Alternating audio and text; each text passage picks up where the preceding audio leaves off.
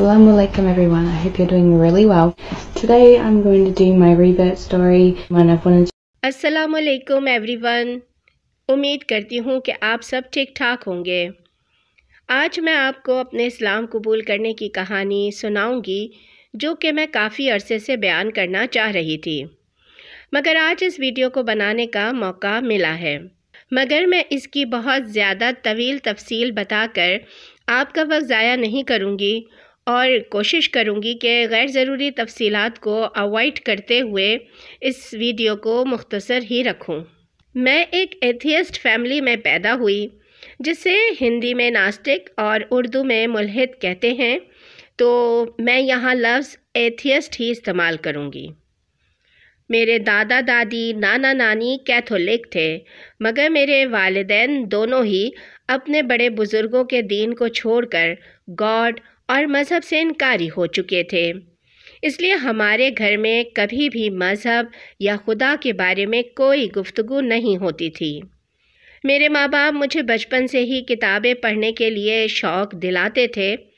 बुनियादी तौर पर मेरे पिता बहुत ज़्यादा किताबें पढ़ने के शौकीन इंसान थे, इसलिए मुझे अपने बाप से विरासत में ही किताबें पढ़ने का शौक़ मिला था। जब मैं 11-12 साल की थी तो मैंने एक किताब अफ़गानिस्तान की तारीख़ के मुताल्लिक़ पढ़ी। ज़ाहिरी बात है, जहाँ अफ़गानिस्तान की हिस्ट्री का ज़िक्र होगा वहाँ इस्लाम का भी ज़िक्र लाज़मी आएगा। इस तरह लगभग 12 साल की उम्र में मुझे इस्लाम के बारे में पहला तारुफ़ हासिल हुआ, और इस पहले तारुफ़ ने ही मेरे ऊपर ऐसा ज़बरदस्त अटैक किया कि मुझे इस्लाम के बारे में और ज़्यादा जानकारी हासिल करने का चस्का पड़ गया। इसके बाद मैंने कई कुतुब इस्लामी ममालिक के बारे में या इस्लामी मशहूर शख्सियात के बारे में और मज़हब इस्लाम के बारे में पढ़ी, मगर मेरे वालिद की लाइब्रेरी में जो कुतुब मौजूद थीं उनसे मुझे इन चीज़ों के बारे में तारीख़ी मालूमात तो काफ़ी मिल रही थीं, मगर अफसोस कि उनमें मज़हब के बारे में तफसीलात बहुत कम थीं। मैं 12 साल की उम्र में इस्लाम को पसंद करने लगी थी और इस्लाम के बारे में मज़ीद जानकारी हासिल करना चाहती थी, मगर इसके रास्ते में 3 चीज़ें रुकावट थीं। पहला मसला ये था कि मेरे वालिदैन इस चीज़ को बिल्कुल पसंद नहीं करते थे, इसलिए ना ही मैं उन्हें अपनी सोच के बारे में बता सकती थी और ना ही मैं उनसे मदद ले सकती थी। दूसरी रुकावट ये थी कि हम जिस छोटे से टाउन में रहते थे यहाँ कोई मस्जिद नहीं थी। हाँ, अलबत्ता यहाँ पर 5 चर्च ज़रूर थे। इसलिए मैंने इसका हल ये निकाला कि अपने करीबी शहर में वाक़े मस्जिद का ईमेल एड्रेस हासिल किया और उन्हें इस हवाले से एक ईमेल लिख भेजी। मैंने उन्हें बताया कि मुझे इस्लाम मज़हब बहुत पसंद है और मैं मुसलमान बनना चाहती हूँ। इसी सिलसिले में मैं इस्लाम के बारे में कुछ जानकारी हासिल करना चाहती हूँ, मगर मेरी उम्र 12 साल है और मेरे वालिदैन एथियस्ट हैं। इसके अलावा मेरे करीब ना ही कोई मुसलमान है और ना ही कोई मस्जिद है, इसलिए आप मुझे गाइड करें कि मैं क्या करूं। मगर मस्जिद की जानिब से मुझे कोई तसल्ली बख्श जवाब नहीं मिला। शायद उन्होंने 12 साला बच्ची समझकर मेरी ईमेल को सीरियस ही नहीं लिया था और उन्होंने एक लिखा लिखाया जवाब कॉपी पेस्ट कर दिया, जिस जवाब का मेरे सवाल से कोई ताल्लुक़ ही नहीं था। मगर मेरा इस्लाम के बारे में मालूमात हासिल करने का शौक़ अपनी जगह बरकरार था। मेरे माँ बाप सिरे से खुदा के वजूद से ही इनकारी थे और मैं 12 साल की उम्र में खुदा से ही मजबूत ताल्लुक़ बनाना चाहती थी।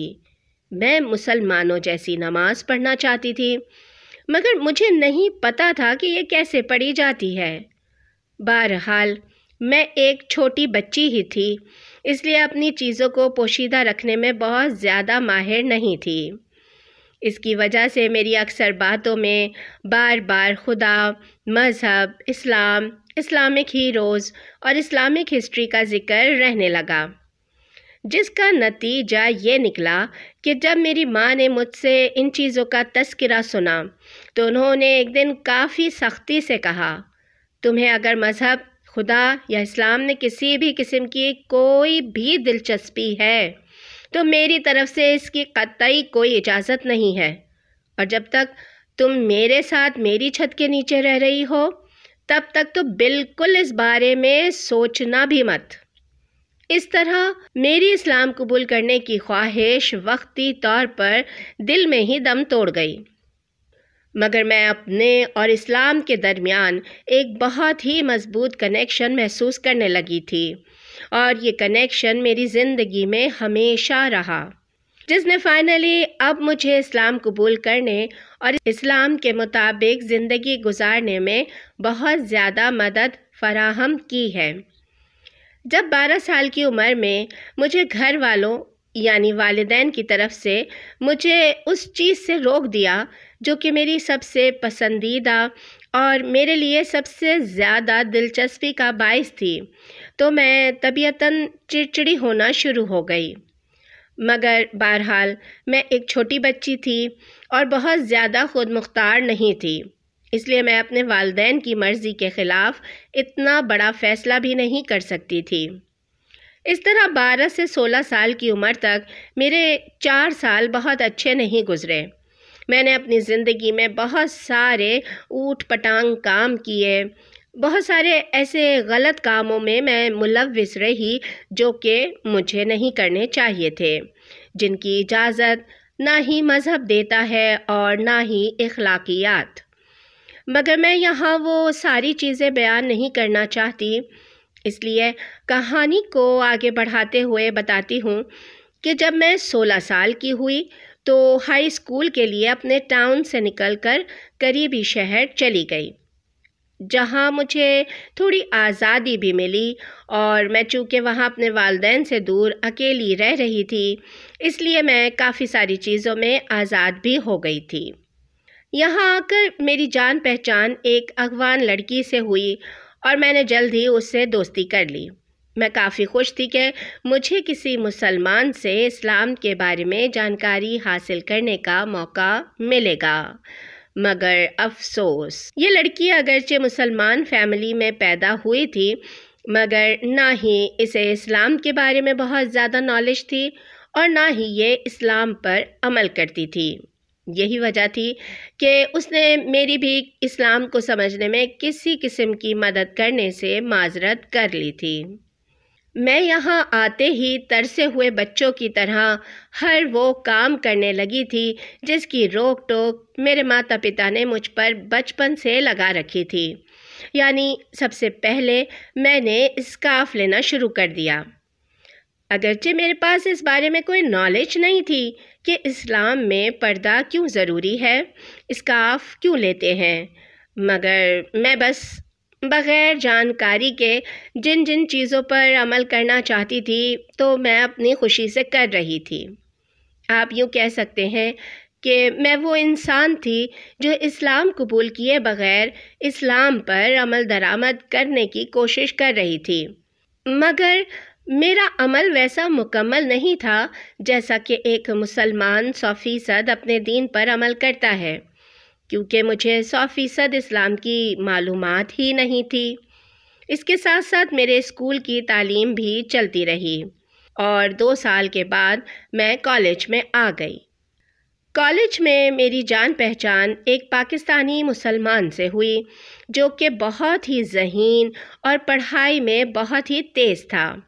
اس کے ہمیشہ کلاس میں بہت اچھے گریڈ آتے تھے، مگر مجھے اس کے گریڈز میں نہیں بلکہ اس کے دھرم میں دلچسپی تھی، اس لیے میں نے اس سے دوستی کرنے اور اس سے اسلام کے بارے میں معلومات حاصل کرنے کا ارادہ کیا، اور الحمدللہ وہ ایک اچھا باعمل اور اسلام کے بارے میں بہت اچھی نالج رکھنے والا انسان تھا۔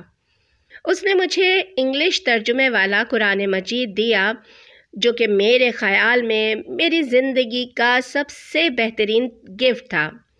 اس کے علاوہ اس نے مجھے یوٹیوب پر کئی اسلامک اسکالرز کے بارے میں گائیڈ کیا جن کے لیکچر سن کر میں اسلام کے بارے میں رہنمائی لے سکتی تھی۔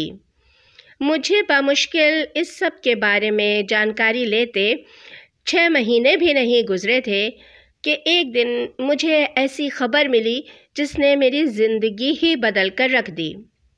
جیسا کہ میں نے پہلے بھی بتایا کہ 12 سے 16 سال کے درمیان میری زندگی ایسی گزری تھی کہ میں نے اس دوران کئی ایسے کام کیے تھے جو مجھے نہیں کرنے چاہیے تھے۔